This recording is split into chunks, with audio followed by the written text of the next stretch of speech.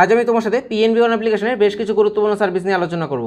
যেমন কীভাবে তুমি তোমার মোবাইল ব্যাঙ্কিং ও ইন্টারনেট ব্যাঙ্কিংয়ের ইউজার আইডি চেঞ্জ করবে, কীভাবে এমপিন চেঞ্জ করবে, কীভাবে ট্রানজাকশন পাসওয়ার্ডটিকে ফরওয়ার্ড করবে, কীভাবে বায়োমেট্রিক লগইনটিকে এনেবেল করবে, এছাড়া কীভাবে টাকা পাঠানোর জন্য একজন নতুন পেয়ী অ্যাড করবে ইত্যাদি এই সমস্ত বিষয় নিয়ে আজ আমি তোমার সাথে আলোচনা করব। তাহলে সম্পূর্ণ ভিডিওটি দেখো, আশা করি ভিডিওটি থেকে তুমি নতুন কিছু জানতে পারবে।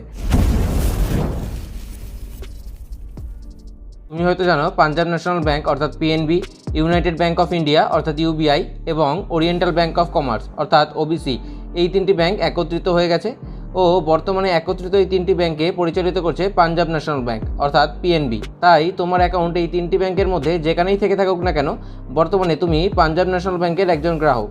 যেহেতু তুমি পিএনবির একজন গ্রাহক, তাই মোবাইল ব্যাঙ্কিং ও ইন্টারনেট ব্যাঙ্কিং সার্ভিসগুলিকে অ্যাক্সেস করার জন্য তোমার কাছে একটি মাত্র অ্যাপ্লিকেশন রয়েছে, পিএনবি ওয়ান। তাই তুমি এখনও যদি পিএনবি ওয়ান অ্যাপ্লিকেশনটিতে রেজিস্টার না করে থাকো, তাহলে এই ভিডিওটি দেখতে পারো। কীভাবে পিএনবি ওয়ান অ্যাপ্লিকেশনে ফার্স্ট টাইম রেজিস্টার করবে তার সম্পূর্ণ প্রসেসটি এই ভিডিওতে আমি দেখিয়েছি। অ্যাপ্লিকেশনটি ওপেন করার পর এখানে তোমার এমপিন এন্টার করে অ্যাপ্লিকেশনটিতে লগ ইন করবে। লগ ইন করার পর অ্যাপ্লিকেশনের ইন্টারফেসটিকে তুমি অনেকটা এইরকম দেখতে পাবে। দেখো, প্রথমে এখানে সেভিংসের একটি অপশন দেওয়া রয়েছে। এর উপর ক্লিক করে তুমি তোমার অ্যাকাউন্টের কারেন্ট ব্যালেন্সটি চেক করতে পারবে।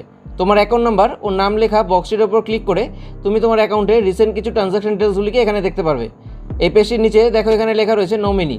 এর উপর ক্লিক করে তুমি তোমার অ্যাকাউন্টের নমিনি ডিটেলসটিকে চেক করতে পারবে। এরপর তুমি বাঁদিকে এইভাবে স্লাইড করবে অথবা এখানে হাতের যে আইকনটি দেওয়া রয়েছে এর উপর টাচ করবে। তাহলে এখানে তোমার সামনে আরও বেশ কিছু অপশন চলে আসবে। দেখো, প্রথমেই দেওয়া রয়েছে ট্রান্সফার। এখান থেকে তুমি যে কোনো ব্যক্তিকে টাকা ট্রান্সফার করতে পারবে। এবং দ্বিতীয় অপশনটিতে দেওয়া রয়েছে স্টেটমেন্ট। এখানে ক্লিক করে তুমি তোমার অ্যাকাউন্ট স্টেটমেন্টটিকে ভিউ অথবা ডাউনলোড করতে পারবে। যদি তোমার কোনো এফডি অথবা আরডি অ্যাকাউন্ট ওপেন করা থাকে, সেক্ষেত্রে এখানে দেওয়া ডিপোজিটের উপর ক্লিক করে তুমি তোমার সেই অ্যাকাউন্ট ডিটেলসগুলিকে এখান থেকে চেক করতে পারবে।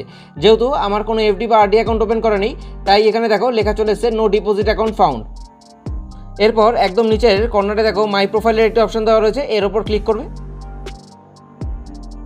বেশ কিছু গুরুত্বপূর্ণ অপশন এখানে দেওয়া হয়েছে, তাহলে চলো সেগুলোকে এক এক করে দেখে নেওয়া যাক।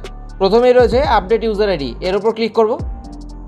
যেহেতু আমি আমার অ্যাকাউন্টের ইউজার আইডি আগে কখনো চেঞ্জ করিনি, সেহেতু এখানে এক্সিস্টিং ইউজার আইডি ও নিউ ইউজার আইডি দুটোই সেম দেখাচ্ছে। তোমার কাস্টমার আইডি হলো এখানে তোমার ডিফল্ট ইউজার আইডি। চাইলে তুমি তোমার ইউজার আইডি এখান থেকে চেঞ্জ করতে পারো, কিন্তু সেক্ষেত্রে কিছু পলিসি রয়েছে, সেগুলি এখান থেকে দেখে নেব। প্রথমত, তুমি তোমার ইউজার আইডিতে শুধুমাত্র অ্যালফাবেট রাখতে পারবে অথবা অ্যালফাবেটের সাথে নাম্বারও রাখতে পারো। তোমার ইউজার আইডি যেন মিনিমাম 6 ক্যারেক্টার হয় এবং ম্যাক্সিমাম তুমি সেটি 28 ক্যারেক্টার পর্যন্ত রাখতে পারো। ইউজার আইডিতে যেন কোনো স্পেস না থাকে, এবং তুমি যদি কোনো স্পেশাল ক্যারেক্টার ইউজার আইডি রাখতে চাও, সেক্ষেত্রে এখানে দেওয়া এই দুটি স্পেশাল ক্যারেক্টারই কেবলমাত্র তুমি রাখতে পারবে। এরপর তুমি যে ইউজার আইডি রাখতে চাও সেটি এখানে এন্টার করবে। ইউজার আইডি এন্টার করার পর এখানে দেওয়া কন্টিনিউর উপর ক্লিক করবে, ইয়েস করবে। এখানে তোমার ট্রানজাকশন পাসওয়ার্ডটি এন্টার করবে ও নিচে দেওয়া কনফার্ম অপশনটির উপর ক্লিক করবে। দেখো, এখানে আমার ইউজার আইডি সাকসেসফুলি আপডেট হয়ে গেছে। এরপর তুমি যদি তোমার এমপিনটি চেঞ্জ করতে চাও, সেক্ষেত্রে এখানে দেওয়া চেঞ্জ এমপিন অপশনটির উপর ক্লিক করবে। এখানে তোমার কারেন্ট এমপিনটি এন্টার করবে এবং এখানে তুমি যে নতুন এমপিনটি রাখতে চাও সেটি এন্টার করবে। এমপিনটিকে কনফার্ম করার জন্য দ্বিতীয়বার এন্টার করবে। এরপর নিচে দেওয়া সাবমিট অপশনটির উপর ক্লিক করবে। দেখো, এমপিনটি সাকসেসফুলি সেট হয়ে গেছে। এরপর পাসওয়ার্ড চেঞ্জ করার জন্য এখানে দেওয়া চেঞ্জ পাসওয়ার্ড অপশনটির উপর ক্লিক করবে। এখান থেকে তুমি তোমার অ্যাকাউন্টের সাইন ইন পাসওয়ার্ড এবং ট্রানজাকশন পাসওয়ার্ড দুটি চেঞ্জ করতে পারবে। দুটি ক্ষেত্রেই এখানে তোমার কারেন্ট পাসওয়ার্ডটি এন্টার করবে।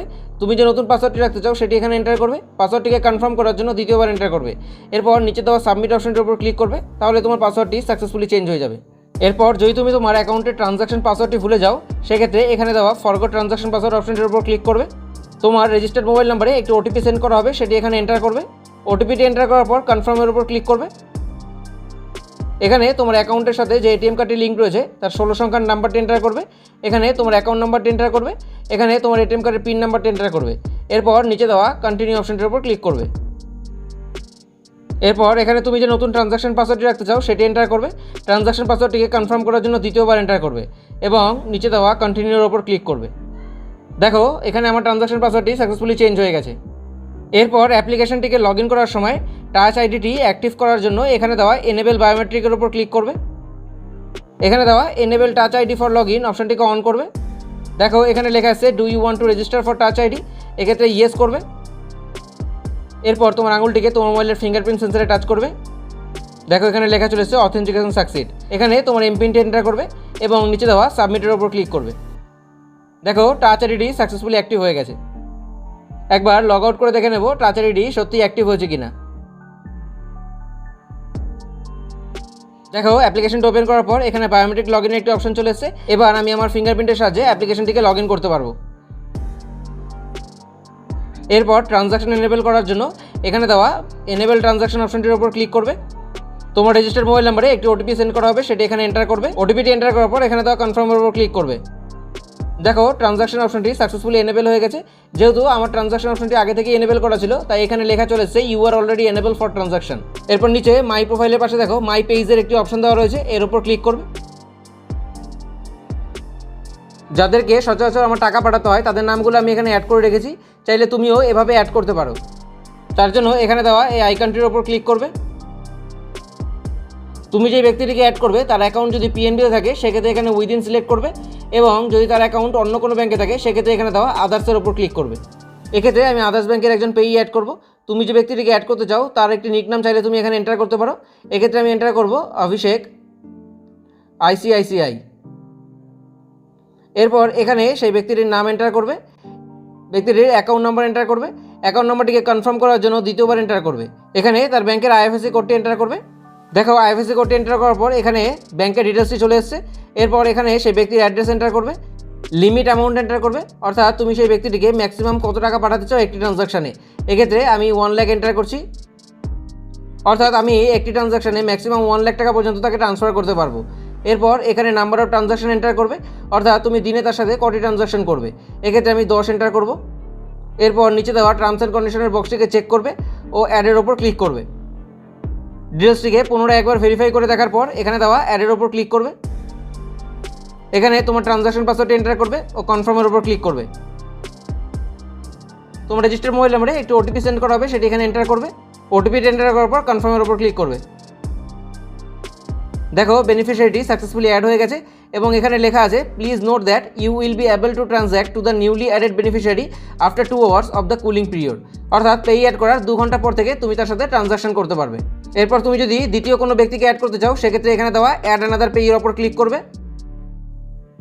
পুনরায় একইভাবে এখানে নিকনেম এন্টার করবে, বেনিফিশিয়ারি নেম এন্টার করবে, অ্যাকাউন্ট নাম্বার এন্টার করবে, অ্যাকাউন্ট নাম্বারটিকে কনফার্ম করার জন্য দ্বিতীয়বার এন্টার করবে, তার ব্যাংকের IFSC কোড এন্টার করবে, অ্যাড্রেস এন্টার করবে, লিমিট অ্যামাউন্ট এন্টার করবে, নাম্বার অফ ট্রানজাকশন এন্টার করবে এবং নিচে দেওয়া টার্মস অ্যান্ড কন্ডিশনের বক্সটিকে চেক করে অ্যাড করবে। তাহলে তোমার নতুন বেনিফিশিয়ারিটিও সাকসেসফুলি অ্যাড হয়ে যাবে। এরপর এখানে দেখো আরও বেশ কিছু গুরুত্বপূর্ণ সার্ভিস রয়েছে, যেমন transfer, UPI payments, scan and pay, mPassbook, recharge, debit card, cheque, open fixed deposit ইত্যাদি। এত সব সার্ভিস নিয়ে একটি ভিডিওতে আলোচনা করলে ভিডিওটি অনেক বেশি বড় হয়ে যেত, তাই আমি প্রতিটি গুরুত্বপূর্ণ সার্ভিস নিয়ে আলাদা আলাদা ভিডিও তোমার সাথে শেয়ার করব, যাতে সেই সার্ভিসগুলির নির্দিষ্ট ভিডিওটি দেখার পর তোমার সেই বিষয়ে জানতে অনেক বেশি সুবিধা হয়।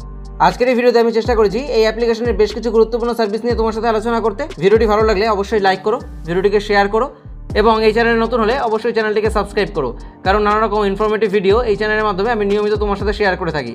এছাড়া যদি তোমার কোনো প্রশ্ন থাকে অবশ্যই আমায় নিচে কমেন্ট করে জানাতে পারো। Thank you.